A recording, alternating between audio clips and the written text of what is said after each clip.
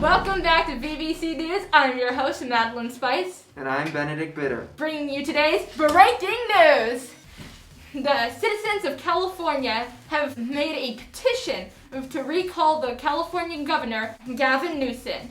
They need 1.5 million signatures to continue with the election.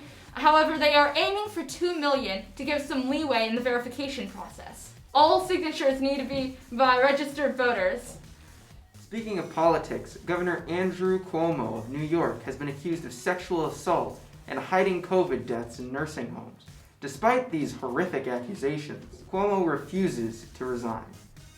On a more positive note, a stimulus bill for $1.9 trillion has been passed on March 11th, with all but one House Democrat voting for it. This will give $1,400 to each person in addition to monetary support for dependents. President Biden has announced that all American adults will be eligible for the COVID-19 vaccine on the latest of May 1st. There's hope on the horizon, huh, Benedict? Right, Madeline. But we're not in the clear yet. Remember, social distance and wear your mask. We're all in this together. See you next time.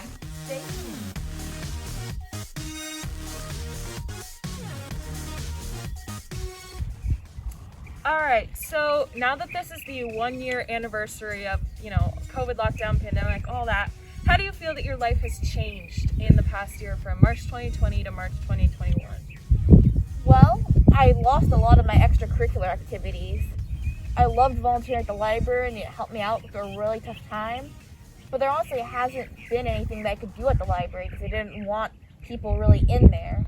I feel like not much has changed, just the fact that I have to stay indoors all the time, but that was pretty much the same before. I feel like I missed out on a lot of opportunities, especially my freshman year kind of got cut short, I feel like. And I've just realized how much you should value the time you have with your friends and stuff. Do you feel like you're one of those people who, when it first happened and we were told, it's just going to be a long spring break, did you think that it was just going to be a long spring break, or did you have a gut feeling it was going to last longer? I thought that it was going to last a lot longer than people were letting on to be, but that was mostly just because I was surrounded by friends the first time we heard about it, and so we were all conversating about how long it would be. Understandable. I honestly thought that it was going to be much shorter and I thought it was going to be a long spring break. My parents were the ones who were like, this is going to last longer, and they ended up stocking up on toilet paper, so we had a lot of toilet paper. You were one of those! Yes!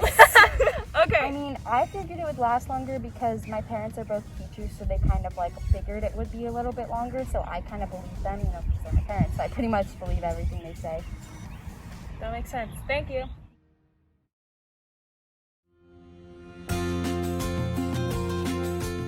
It's been a year since the COVID-19 pandemic shut down the U.S., and one of the groups who has been so underappreciated during this time are teachers.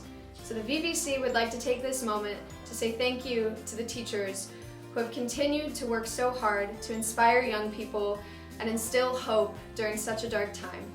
Thank you, we see you, we appreciate you, and keep up the good work.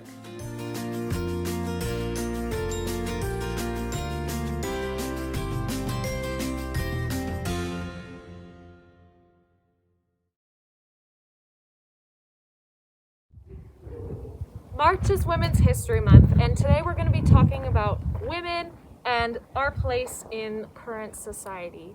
So when we talk about women, often, especially in America, we have this idea that a woman is this feminine, traditional figure, but really we need to start making space for all kinds of women, our trans women, our women of color, etc.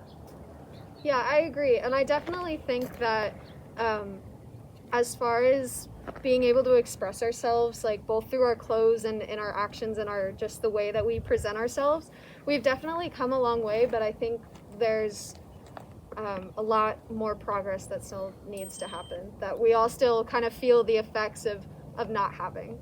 I mean, definitely from my experience, when I was littler, when I was younger, I had shorter hair, and like just because I have shorter hair, like people just think like, oh, that's like a boy's haircut, you know, like I don't understand why it's classified as a boy's haircut, you know, just because it's shorter.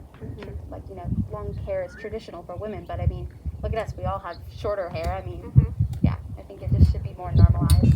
Yeah, I think identifying as a woman is so much more than looking like a woman, you know. And, you know, I think that broadening your perspective and thinking about that more can be very helpful.